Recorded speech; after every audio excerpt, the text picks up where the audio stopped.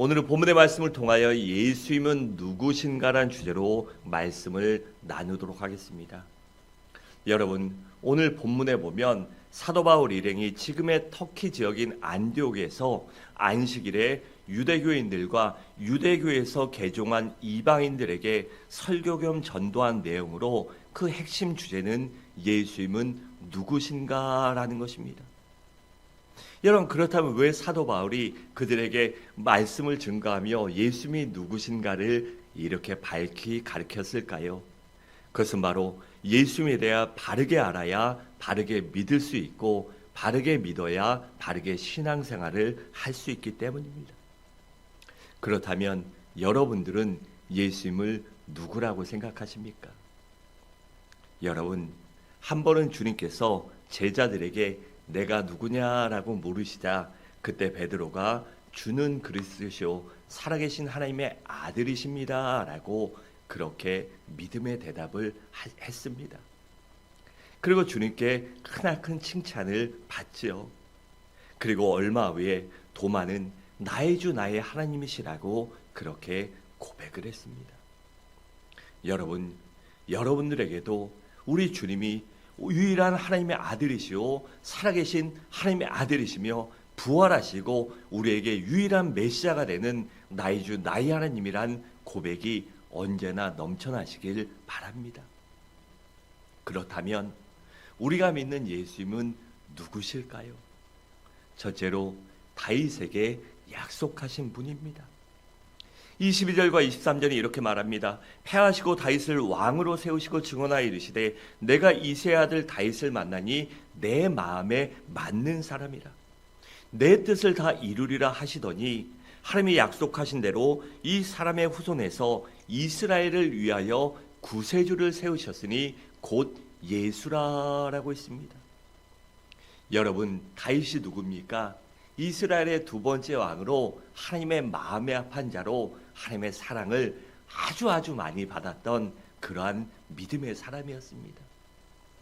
또 그런 믿음과 하나님을 사모하고 찾고 만나는 열망을 가진 다윗에게 하나님은 큰 은혜와 사랑과 축복을 주시고 큰 약속 한 가지를 주셨습니다.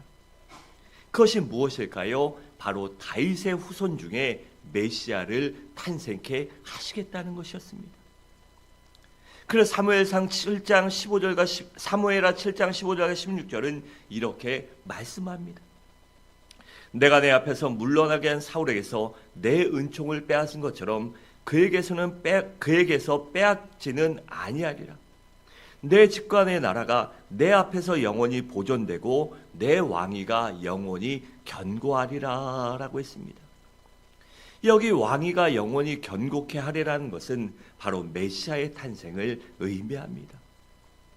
그리고 하나님께서는 이스라엘 백성들에게 이사야 선지자를 통해서도 다윗의 후손 중에 메시아를 주실 것을 다시 한번 예언케 하셨습니다. 그래서 이사야 9장 6절과 7절은 이렇게 말씀합니다. 이는 한 아기가 우리에게 낳고 한 아들을 우리에게 주신 바 되었는데 그의 어깨는 정사를 메었고 그의 이름은 기묘자라 모사라 전능하신 하나님이라 영존하신 아버지라 평강의 왕이라 할 것입니다. 그 정사와 평강의 덤이 무궁하며 또 다윗의 왕자와 그의 나라에 군림하여 그 나라를 굳게 세우고 지금으로 영원히 정의와 공의로 그것을 보존하실 것이라. 만군의 여호와의 열심히 이를 이루시리라 라고 했습니다. 그래서 이러한 하나님의 약속을 믿은 이스라엘 백성들은 다윗의 후손 중에 탄생할 메시아를 열망하고 기다렸습니다. 그리고 그 사실을 잘 알고 있던 사도 바울이 바로 그들에게 당신들이 기다리고 있는 여러분들이 기다리던 메시아가 바로 예수 그리스도라고 그렇게 증거한 것입니다. 여러분, 우리가 믿는 메시아는 온 인류의 유일한 구세주는 다윗의 후손으로 오신 혈통적으로 다윗의 후손으로 오셔야만 합니다. 그래서 그 외에는 다 가짜인 것입니다. 그래서 전 세계에 수많은 이단들이 있는데 그들이 과연 다윗의 후손인가? 그것을 봐야 합니다. 그것이 아니면 다 가짜고 이단이기 때문에 우리는 그 가짜와 이단에 속아서는 안 되는 것입니다. 둘째로 우리가 믿는 예수님은 침례 요한이 증거하신 분이십니다. 우리 24절과 5절을 함께 읽겠습니다. 시작.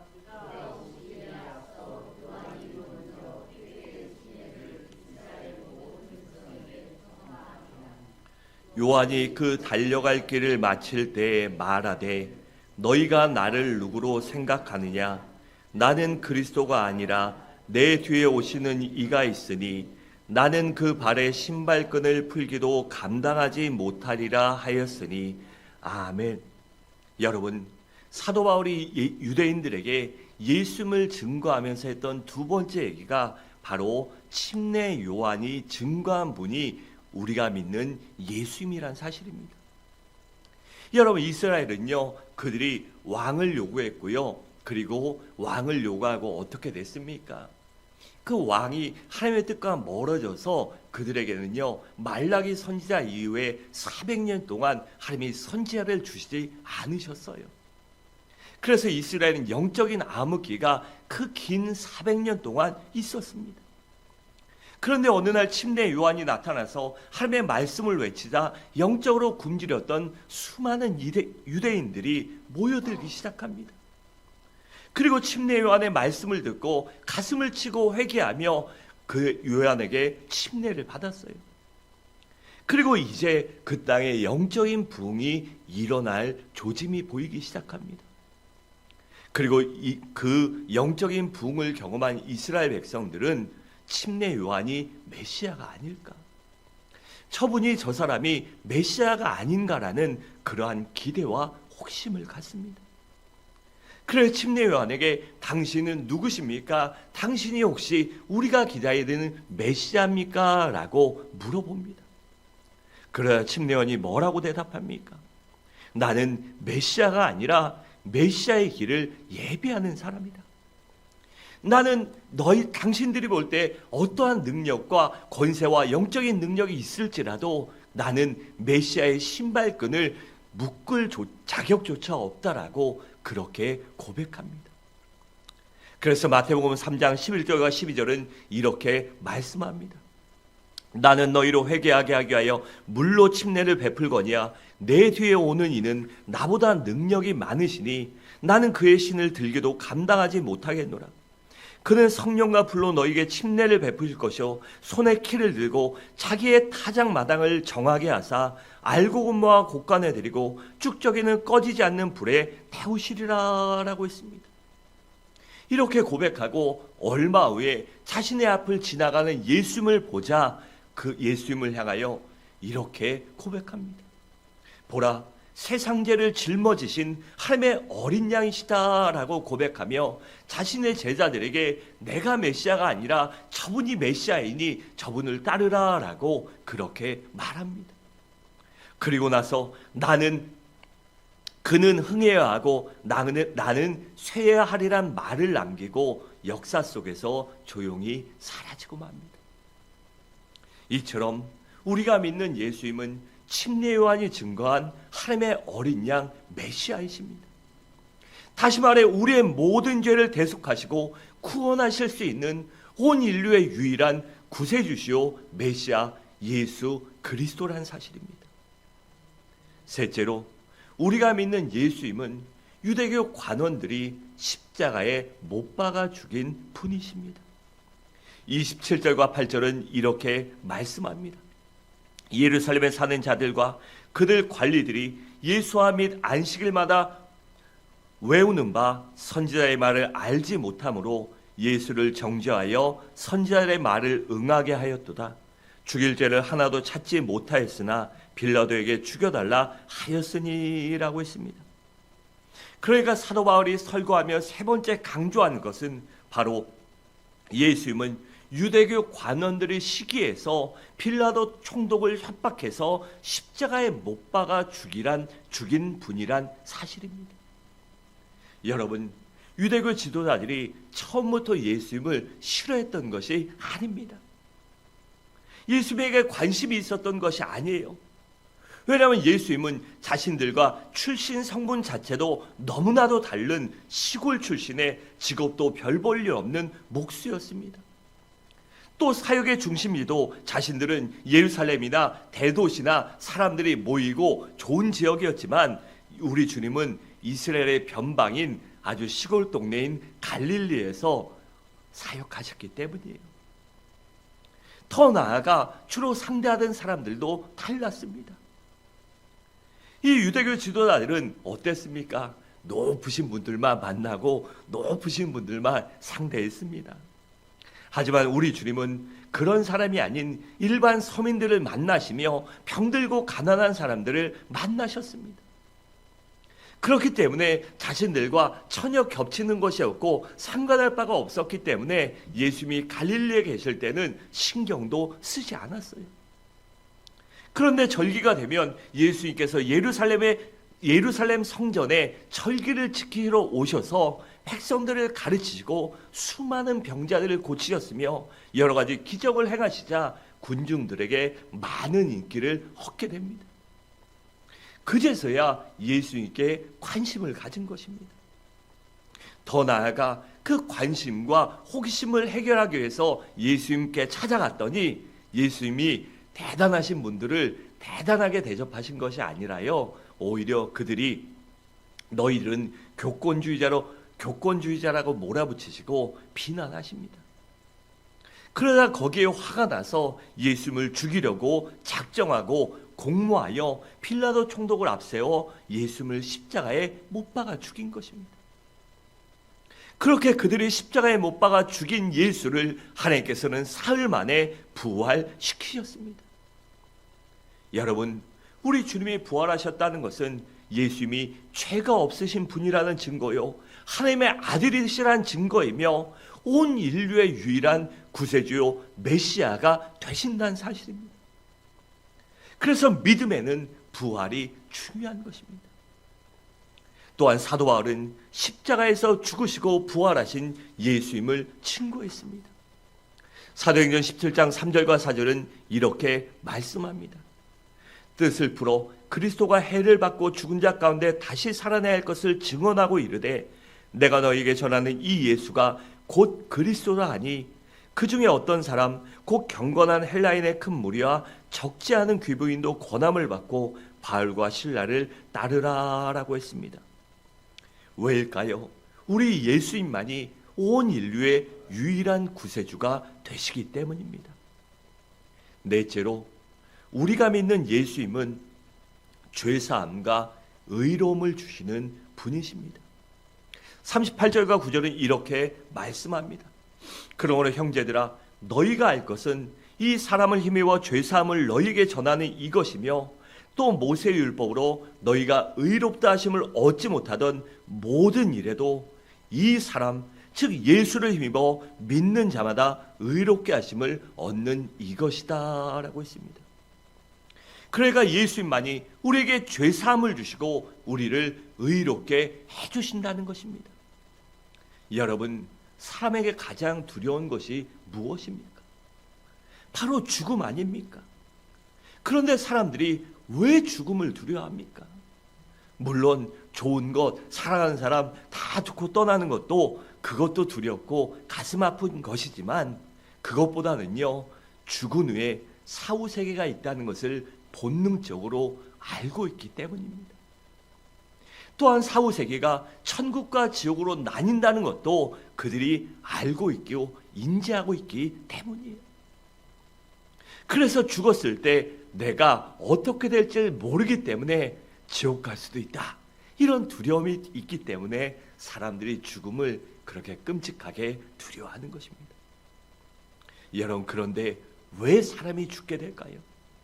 바로 죄 때문입니다. 로마서 6장 23절을 보면 이렇게 말씀합니다. 죄의 삭은 사망이요 하나님의 은사는 그리스도 예수 우리 주 안에 있는 영생이니라 라고 했습니다. 여러분, 이 죄의 문제는요, 무엇으로 해결할 수 있을까요? 예수의 피, 믿음밖에 없습니다.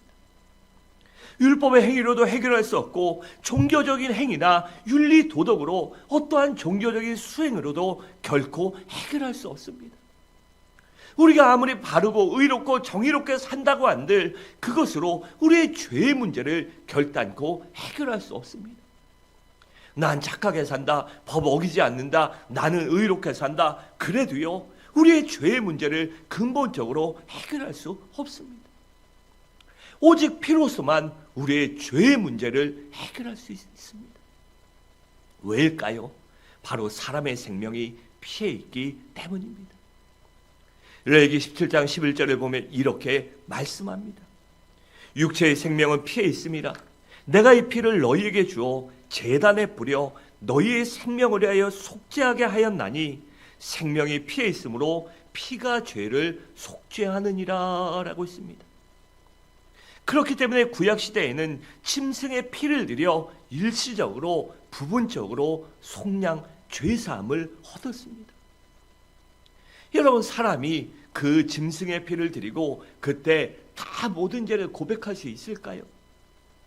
모든 죄를 고백할 수 없습니다. 왜일까요? 우리는요, 알고 짓는 죄도 있지만 모르고 짓는 죄도 있습니다. 또 습관적으로 짓는 죄도 있고 여러 가지 죄들이 있기 때문에 우리가 내가 하나님 앞에 죄진 것을 다 기억할 수도 없습니다.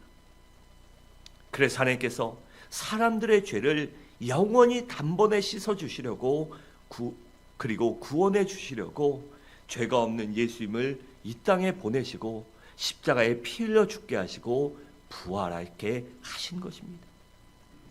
그래서 죄사함과 의로움과 구원의 모든 조건을 다 이루으셨습니다. 단지 그 주님을 믿고 진정으로 가슴을 찢으며 심령을 찢으며 회개할 때 우리가 구원받는 것입니다. 죄사함을 받는 것이고 우리가 예수를 진정 나의 주 나의 하나님으로 믿을 때 구원에 이르는 것입니다. 그래서 히브리서 9장 12절은 이렇게 말씀합니다. 염소와 송아지의 피로 하지 아니하고 오직 자기의 피로 영원한 속죄를 이루라 단번에 성소에 들어가셨느니라 라고 했습니다. 또 히브리서 10장 11절에 14절에 보면 제사장마다 매일 서서 섬기며 자주 같은 제사를 드리되 이 제사는 언제나 죄를 없게 하지 못하거니와 오직 그리스도는 죄를 위하여 한 영원한 제사를 드리시고 하나님 우편에 앉으사 그 위에 자기 원수들을 자기 발등상이 되게 하실 때까지 기다리시나니 그가 거룩하게 된 자들을 한 번의 제사로 영원히 온전하게 하셨느니라 라고 했습니다.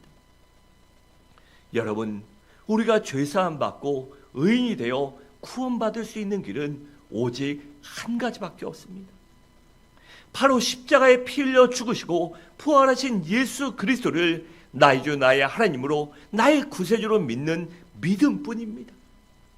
진정 예수를 나의 주 나의 하나님으로 믿고 내가 그 주님을 위하여 살 때 내가 구원받는 것입니다.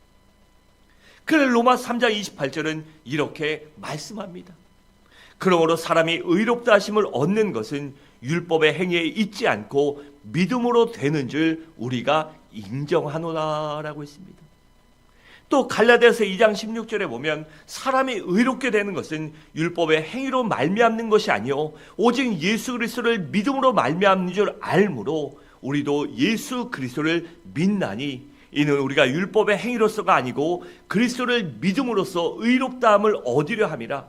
율법의 행위로서는 의롭다함을 얻을 육체가 없느니라 라고 있습니다. 그렇기 때문에 십자가에 달려 돌아가신 예수 그리스도를 나의 주 나라의 하나님으로 믿는 나의 유일한 구세주로 믿는 진정한 믿음만이 우리에게 죄사함과 속량과 속죄함과 구원을 주는 것입니다.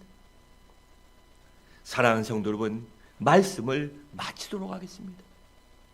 여러분, 우리 그리스도인들은 예수 그리스도가 누구신가를 분명하고 확실하게 알아야 합니다. 우리가 믿는 예수님은 다윗에게 약속하신 분이십니다. 또한 침례요한이 증거하신 분이시며 유대교 관원들이 십자가에 죽이신 분이요 우리에게 죄사함과 의로움을 주시는 유일한 분이요 하나님의 아들이십니다. 우리 모두 이런 예수 그리스도를 믿음으로 죄사함과 구원과 의로움을 얻으시기 바랍니다. 또한 그 믿음으로 살아감으로 말미암아 예수를 나의 주 나의 하나님을 인정하고 나의 삶의 주인으로 모시고 살아감으로 말미암아 믿음으로 살고 믿음으로 승리하고 믿음으로 칭찬받는 복된 삶을 살아가시기를 주님의 이름으로 간절히 축원합니다.